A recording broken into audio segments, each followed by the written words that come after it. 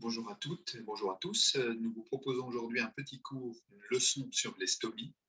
Alors ce cours est divisé en réalité en deux parties.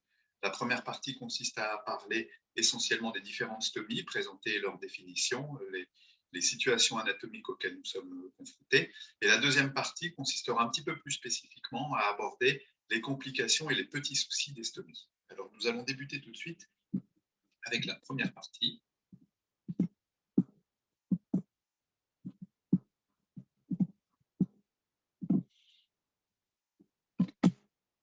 Alors, les stomies, la définition des stomies, ça correspond à l'abouchement à la peau d'un viscère. Les stomies, on distingue les stomies digestives et les stomies urinaires pour ce qui concerne la partie abdominale. Donc, concernant les stomies digestives, elles peuvent être réalisées à la partie haute du tube digestif et on distingue à ce moment-là les gastrostomies, les jéjunostomies, on y reviendra un petit peu après, ou bien elles peuvent être confectionnées sur la partie distale du tube digestif, et nous verrons successivement l'iléostomie et la colostomie. On ne parlera pas dans cette présentation qui est destinée essentiellement aux soignants des services de chirurgie digestive des stomies urinaires, mais il faut savoir qu'elles existent aussi. On peut dériver les urines sous forme de rétérostomie ou bien les cystostomies. Alors, il faut savoir qu'il existe plusieurs situations possibles en chirurgie digestive. On peut faire une stomie pour apporter un support alimentaire, par exemple, à un patient qui ne pourrait plus s'alimenter. C'est la principale raison pour laquelle on fait des stomies sur la partie très proximale de l'intestin. Les gastrostomies et les jéjunostomies, la plupart du temps, sont effectuées exclusivement pour pouvoir apporter au patient une alimentation dans des situations où il ne peut plus s'alimenter lui-même. On peut aussi effectuer des stomies pour dériver le transit intestinal, et c'est la principale indication des stomies qui sont plus distales, au niveau de l'iléon, ou bien au niveau du côlon. Et puis ensuite, il y a quelques situations particulières que nous aborderons rapidement.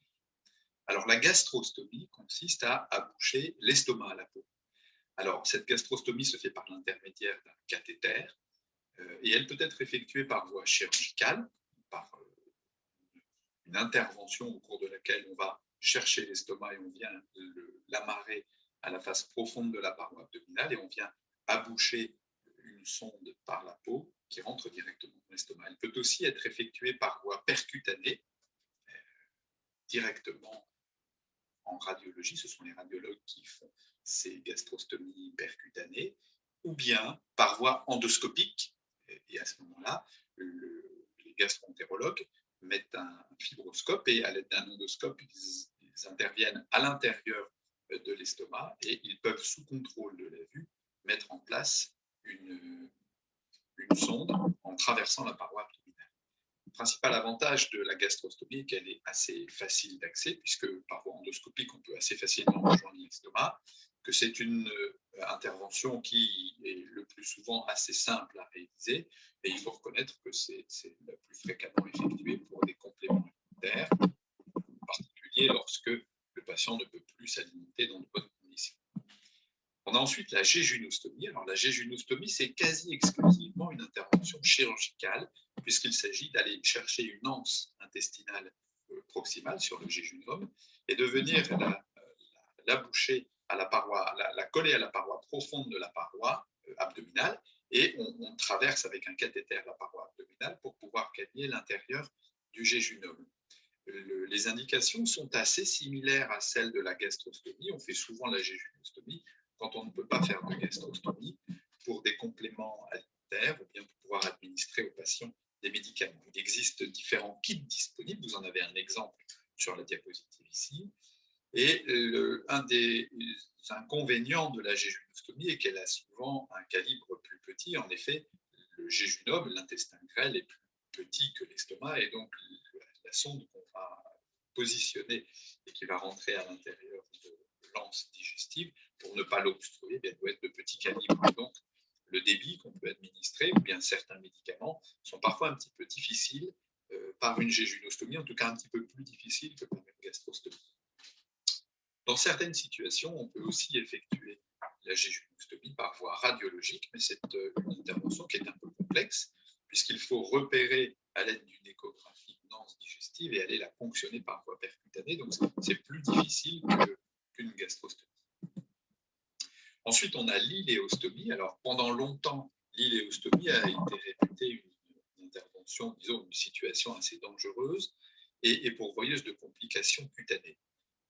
En réalité, l'iléostomie est beaucoup plus réalisée aujourd'hui qu'on a pu définir des règles précises pour sa confection et en particulier la possibilité de faire une trompe.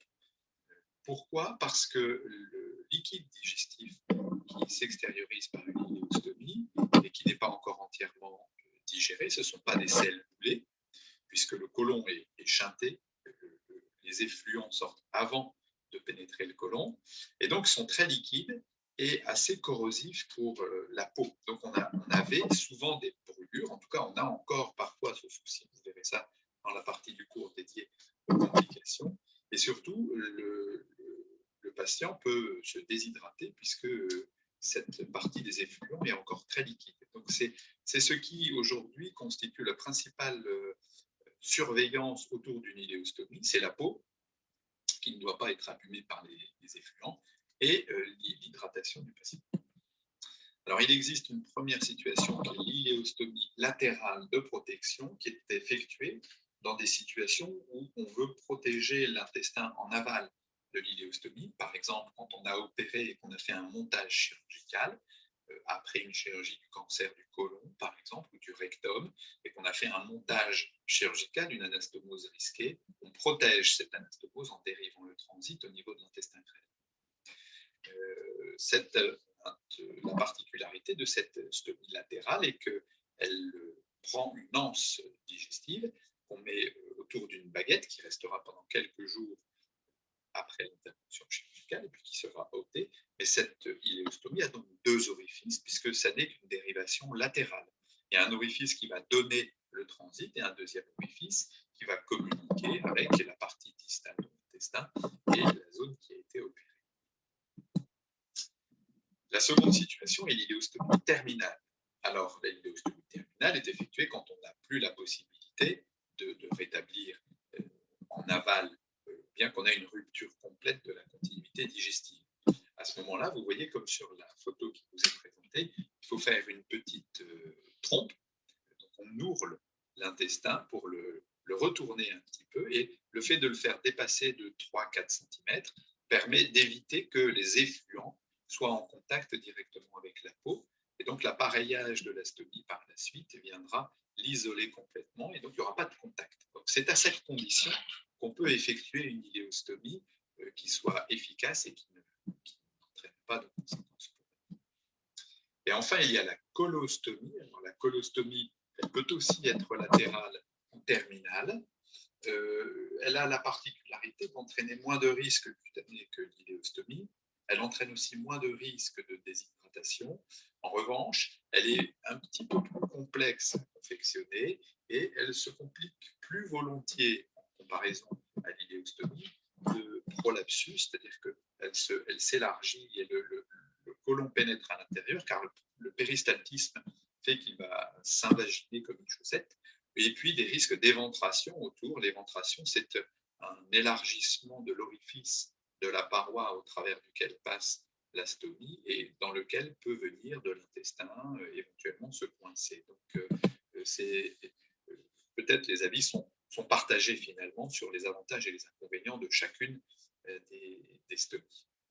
Alors, vous avez ici un exemple de colostomie terminale qui a été effectuée classiquement après une intervention de Hartmann ou bien une amputation abdominopérinéale qui est schématisée ici sur la figure. Vous avez une lésion, ici un cancer du rectum qui ne permet pas de maintenir la continuité digestive et donc on résèque une portion du rectum et le côlon qui est en amont, on vient la boucher à la peau au niveau de la région para-ombilicale gauche. Et ce sont à ce niveau, c'est des selles moulées qui vont s'extérioriser. Dans la colostomie, les selles sont d'autant plus moulées que la colostomie est distale et proche du rectum. Donc le plus important, et ce sont les principaux messages de ce cours leçon sur les stomies à retenir, sont que le positionnement de la stomie est primordial Et aujourd'hui, en dehors des situations d'urgence, à chaque fois qu'on est confronté à une situation programmée, il faut toujours qu'une stomathérapeute puisse rencontrer les patients avant l'intervention pour bien choisir le positionnement de la stomie. On a montré que quand elle n'était pas bien placée, la stomie pouvait aboutir à une surconsommation de soins pour des raisons assez simples que l'appareillage qu'on va mettre ne tient pas et donc on a des fuites avec la nécessité pour le patient de changer régulièrement d'appareillage. Donc le message important, c'est de bien retenir que la stomathérapie, les stomathérapeutes qui sont des infirmières spécialisées dans l'éducation et la prise en charge des patients stomisés, eh bien, est absolument primordiale dès la période préopératoire quand c'est possible et en période post-opératoire également, car ce sont elles qui vont guider le patient et l'aider pour la suite de la prise en charge.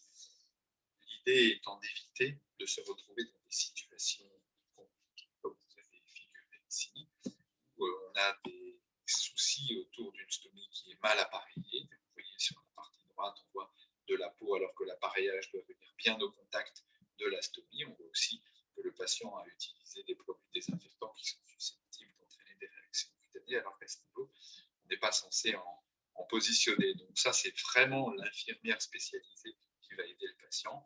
Ou bien sur l'exemple de gauche d'une stomie qui n'est pas du tout située dans un endroit commode. Habituellement, il faut bien la mettre un petit peu plus sur la paroi antérieure de l'abdomen. Elle doit se situer à un endroit où l'appareillage peut venir s'adosser à la stomie sans qu'il ne se décolle au mouvement. Donc, cette zone de localisation est principalement située en para-ombilical, en regard des muscles grand droit. Donc, on a toujours la possibilité de positionner une stomie en situation anatomique. Il faut vraiment insister pour que le patient, qui devra garder, même de façon transitoire, au moins pour plusieurs mois, ou peut-être même à vie, sa stomie puisse bien être appareillée. Mais tout ça fera l'objet d'un second cours sur les petits soucis de la stomie. Voilà, je vous remercie pour votre attention pour cette première intervention et je vous invite à regarder la suite, la deuxième partie du cours sur les stomies. Je vous souhaite